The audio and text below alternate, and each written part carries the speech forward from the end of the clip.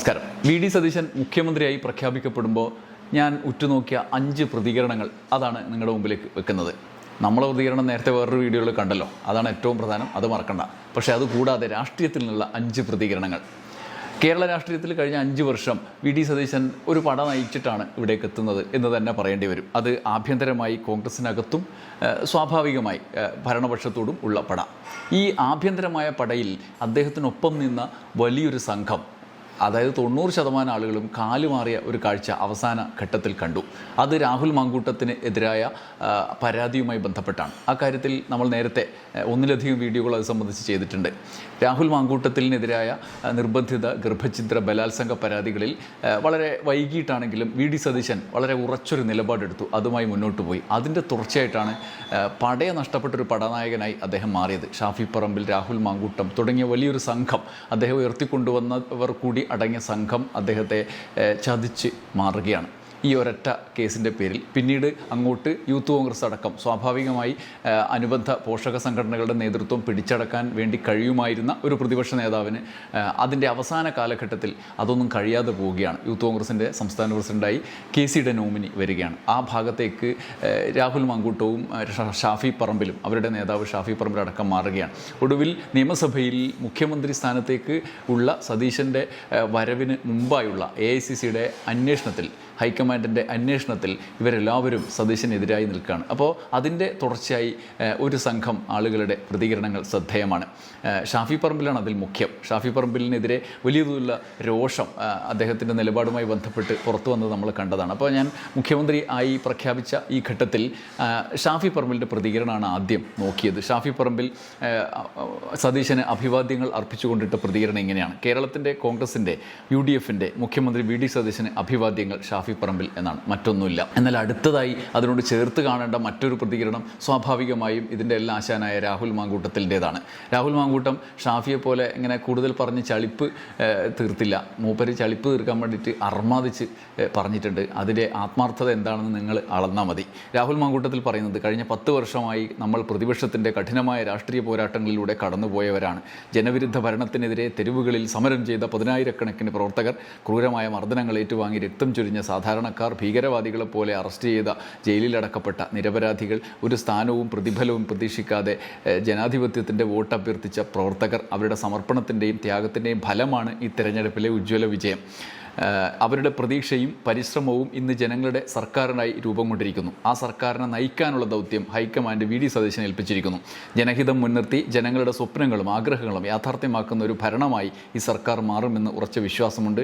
കേരളത്തിൻ്റെ 13ാമത് മുഖ്യമന്ത്രിക്ക് അഭിവാദ്യങ്ങൾ എന്നാണ് മാങ്കൂട്ടത്തിൽ പറയുന്നത്. കാര്യങ്ങൾ വ്യക്തമാണ്. ഈ പശ്ചാത്തലം, അതായത് ഈ പോരാട്ടം, ഈ പ്രവർത്തനം, ഈ പശ്ചാത്തലത്തിലൊന്നും വി.ഡി. സതീശനെ ചേർത്ത് പറയാൻ രാഹുൽ പറയാതിരിക്കാൻ പ്രത്യേകം ശ്രദ്ധിക്കുന്നുണ്ട്. ഈ പശ്ചാത്തലം ഒക്കെ ഉണ്ടാക്കിയ നമ്മൾ നയിച്ച ഈ പടയുടെ തുടർച്ചയായി സതീശൻ അവിടെ നയിക്കാൻ യോഗ്യത നേടിയെന്നാണ് രാഹുൽ മാങ്കൂട്ടത്തിൽ പറയുന്നത്. അതായത് സതീശൻ എയിലെയോ പോകുന്ന ഒരാളെ പിടിച്ചിട്ട് ഇത് ഏൽപ്പിച്ചു എന്നുള്ള മട്ടിലാണ് രാഹുൽ മാങ്കൂട്ടത്തിൻ്റെ പോസ്റ്റ്. കാര്യങ്ങൾ വ്യക്തമാണ്, പ്രതികാരം ഉള്ളിലുണ്ടാവും. പക്ഷേ ഒന്നും പറഞ്ഞിട്ട് കാര്യമില്ല. ഈ കാര്യത്തിൽ സതീശനൊപ്പം നിൽക്കേണ്ട ഒരു ബാധ്യത നമ്മളെപ്പോലുള്ള ആളുകൾക്കുമുണ്ട്. പ്രത്യേകിച്ചും രാഹുൽ മാങ്കൂട്ടം ഇഷ്യൂമായി ബന്ധപ്പെട്ട് പരിമിതമായ നിലയിലാണെങ്കിലും സതീശൻ ഉറച്ച നിലപാടെടുത്ത് മുന്നോട്ട് പോയി എന്നുള്ളത് നമുക്ക് പ്രത്യേകമായി ആവർത്തിച്ച് പറയേണ്ട ഒരു സാഹചര്യമാണ്. അതിൻ്റെ കൂടി തുടർച്ചയായിട്ടാണ് മാങ്കൂട്ടത്തിൻ്റെ ഈ പ്രതികരണം, ഇമാതിരി പ്രതികരണം. ഇനി കെ. സുധാകരൻ അടക്കമുള്ള ആളുകൾ രംഗത്ത് വന്നിട്ടുണ്ട്. കെ. സുധാകരൻ പ്രതികരിക്കുന്നത് ഇതിന് ശേഷമുള്ള അച്ചടക്കമുള്ള ഒരു പ്രവർത്തകനായിട്ട് തന്നെയാണ് പ്രതികരിക്കുന്നത്. പലവിധ അഭിപ്രായങ്ങൾ അതിന് മുമ്പാണ്, അതിനുശേഷം അങ്ങനെയല്ല എന്ന്. എന്നാൽ ഏറ്റവും ശ്രദ്ധേയം രമേശ് ചെന്നിത്തലയുടെ പ്രതികരണമാണ്. രമേശ് ചെന്നിത്തല പ്രതികരിക്കും എന്ന് വിചാരിച്ച് കാത്തിരുന്ന മാധ്യമപ്രവർത്തകരെ പോലും കബളിപ്പിച്ച് വീട്ടിൻ്റെ പിന്നിലൂടെ അദ്ദേഹം എങ്ങോട്ടോ സ്ഥലം വിട്ടു, തലസ്ഥാനം തന്നെ വിട്ടു എന്നാണ് വാർത്ത ഇപ്പോൾ വന്നുകൊണ്ടിരിക്കുന്നത്. അദ്ദേഹം കോൺഗ്രസിൻ്റെ പാർലമെൻ്ററി പാർട്ടി യോഗത്തിൽ, ഇപ്പോൾ വി.ഡി. സതീശനെ ഔദ്യോഗികമായി നേതാവായി തിരഞ്ഞെടുക്കുന്ന പാർലമെൻ്ററി പാർട്ടി യോഗത്തിൽ പോലും പങ്കെടുക്കൂല എന്നൊക്കെ ഇപ്പോൾ വാർത്തകൾ വരുന്നുണ്ട്.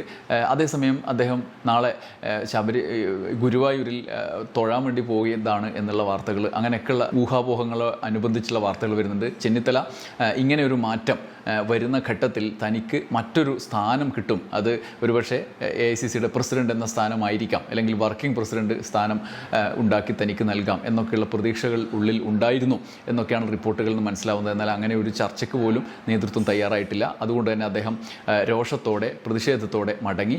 അനുബന്ധമായി ചില മാധ്യമങ്ങൾ റിപ്പോർട്ട് ചെയ്യുന്ന അദ്ദേഹം വീട്ടിനുള്ളിൽ സങ്കടത്തോടെ കരഞ്ഞു ഈ പ്രഖ്യാപനം കേട്ടിട്ട് എന്നൊക്കെയുള്ള വാർത്തകൾ വരുന്നുണ്ട്. എന്തായാലും ചെന്നിത്തല മന്ത്രിസഭയിലേക്കില്ല, വി ഡി സതീശൻ നയിക്കുന്ന മന്ത്രിസഭയിലേക്കില്ല എന്ന് നേരത്തെ തന്നെ പറഞ്ഞ വാർത്തകൾ നമ്മൾ കണ്ടതാണ്. അതുകൊണ്ട് ഇനി അങ്ങോട്ട് ആ നിലപാട് ഉറപ്പിച്ച് മുന്നോട്ട് പോകുമോ എന്നുള്ളതാണ് കാത്തിരുന്ന് കാണേണ്ടത്. ചെന്നിത്തലയുടെ ലാസ്റ്റ് ചാൻസാണ്. ഇനി അങ്ങോട്ട് അദ്ദേഹത്തിൻ്റെ 70-ാം വയസ്സിലേക്ക് കടക്കുന്ന ഘട്ടത്തിൽ അദ്ദേഹം മറ്റൊരു സർക്കാർ മുന്നോട്ട് വരിക, അവിടെ അദ്ദേഹം നേതൃത്വം വഹിക്കുക എന്നുള്ളതൊന്നും യാഥാർത്ഥ്യവുമായി പൊരുത്തപ്പെടുന്നതല്ല. സാധ്യതകൾ പരിമിതമാണ് എന്നുണ്ട്. അതുകൊണ്ട് കൂടി ആയിരിക്കാം അദ്ദേഹത്തിൻ്റെ ആ നിരാശ കൂടി അദ്ദേഹത്തിൻ്റെ പ്രതികരണങ്ങളുണ്ട് എന്ന് വേണം കരുതാൻ. ഇതിനൊക്കെ ഉപരിയാണ് ആഭ്യന്തരമായി തന്നെ KC വേണുഗോപാലിൻ്റെ പ്രതികരണം. KC വേണുഗോപാൽ ഈ AICCയുടെ വാർത്താ സമ്മേളനം കഴിഞ്ഞ ഉടനെ മാധ്യമങ്ങളോട് പ്രതികരിച്ചു. അദ്ദേഹം കഴിഞ്ഞതെല്ലാം കഴിഞ്ഞു, ഇനി അങ്ങോട്ട് ഉഷാറായി പോവുക, എല്ലാ പിന്തുണയും എന്നാണ് പറഞ്ഞത്. KC വേണുഗോപാലിൽ ഉറച്ച നിലപാടിൽ നിന്നിരുന്നു അവസാന നിമിഷം വരെ എന്ന് വേണം അദ്ദേഹത്തിൻ്റെ പ്രതികരണത്തിൽ നിന്ന് മനസ്സിലാകുക. നമ്മളൊക്കെ വിചാരിച്ചത് ഒരു ഘട്ടം കഴിഞ്ഞപ്പോൾ അദ്ദേഹം പിൻവാങ്ങി എന്നാണ്. പക്ഷേ അങ്ങനെയല്ല, അദ്ദേഹം ഉറച്ച നിലപാടിൽ തന്നെ മുന്നോട്ട് പോയിരുന്നു. അതൊടുവിൽ കൈവിട്ടതാണ്. രാഹുൽ ഗാന്ധി ഒരു ഗംഭീരമായ തീരുമാനത്തിലേക്ക് AICCയെ നയിച്ചു എന്നുള്ള റിപ്പോർട്ടുകളാണ് പുറത്തു വരുന്നത്. ഇല്ലെങ്കിൽ ഇതിൻ്റെ അനുരണനങ്ങളായി ഉണ്ടാകാനിടയുണ്ടായിരുന്ന പൊട്ടിത്തെറികൾ ഒരുപക്ഷെ കോൺഗ്രസ്സിന് കൈകാര്യം ചെയ്യാൻ കഴിയുന്നതിനും അപ്പുറത്തായിരുന്നേനെ എന്ന് വ്യക്തമാക്കുന്ന പ്രതികരണം ഇപ്പോൾ വരുന്നുണ്ട്. അത്തരത്തിലുള്ളൊരു സാഹചര്യം ഉണ്ടായിരുന്നു എന്ന് വേണം കരുതാൻ. അതുകൊണ്ട് കൂടിയാകണം KC വേണുഗോപാൽ വളരെ സംയമനത്തോടെ പ്രതികരിക്കാൻ ശ്രമിച്ചു, ചിരിച്ചുകൊണ്ട് വാർത്താ സമ്മേളനത്തിൽ പ്രതികരിക്കാൻ ശ്രമിച്ചു. അദ്ദേഹം പക്ഷേ ഒടുവിൽ ഇനി ഈ AICC സെക്രട്ടറി സ്ഥാനത്ത് ഉണ്ടാകുമോ എന്നുള്ള ചോദ്യത്തിന് അദ്ദേഹം പരിഹാസത്തോടെ പ്രതികരിക്കുന്നും ഉണ്ട്. അത് ഉള്ളിലുള്ള രോഷത്തെ പ്രകടമാക്കിക്കൊണ്ടാണ്. അതായത് ഇതും ഇനി നിങ്ങളെടുത്ത് കളയോ എന്നുള്ള മട്ടിലാണ് ചോദ്യം തിരിച്ച് മാധ്യമപ്രവർത്തകരോട് ചോദിക്കുന്നത്. അദ്ദേഹത്തിന് AICCയുടെ പ്രസിഡന്റ് സ്ഥാനത്തേക്കുള്ള നിർദ്ദേശം രാഹുൽ ഗാന്ധി വാഗ്ദാനം നൽകി എന്നൊക്കെയുള്ള റൂമറുകൾ ഇപ്പോൾ പ്രചരിക്കുന്നുണ്ട്. AICC പ്രസിഡന്റ് ഇതുപോലെ മുഖ്യമന്ത്രി ആകാൻ കഴിയാത്ത ആളുകൾക്ക് അല്ലെങ്കിൽ മാറ്റാനുള്ള ആളുകൾക്ക് കൊടുക്കാനുള്ള ഒരു സ്ഥാനമാണോ എന്നുള്ള സംശയം സ്വാഭാവികമായി ഉണ്ടാകും. ഈ തൊട്ടടുത്ത് ഖാർഗെ ആവുന്ന ഘട്ടത്തിലാണ് അശോക് ഗെഹ്ലോട്ടിനെ അതാക്കാൻ വേണ്ടി കൊണ്ടുപോയത്. മൂപ്പരത് ഏറ്റെടുത്തില്ല, ഞാൻ ഇവിടുത്തെ മുഖ്യമന്ത്രി എന്നുള്ളതെന്ന് പറഞ്ഞു. അങ്ങനെ ആ സ്റ്റേറ്റ് ഇപ്പോൾ കൈവിട്ടു പോയി. എന്തായാലും ഇത്തരം സാഹചര്യങ്ങൾ ഒക്കെയാണ് ആഭ്യന്തരമായി കോൺഗ്രസിൻ്റെ നേതാക്കളുടെ പ്രതികരണങ്ങളിൽ ഉള്ളത്. മറ്റൊന്ന് നമ്മൾ ശ്രദ്ധിക്കേണ്ട അപകടകരമായ ചില പ്രതികരണങ്ങൾ വരുന്നുണ്ട്. അതിലൊന്നിത സുകുമാരൻ നായരുടേതാണ്. സുകുമാരൻ നായർ വെള്ളാപ്പള്ളി കഴിഞ്ഞ കാലം ചെയ്തതുപോലെയുള്ള വഴിയിലേക്ക് സുകുമാരൻ നായരും സ്വയം എടുത്തു ചാടുന്ന കാഴ്ചയാണ് കാണുന്നത്.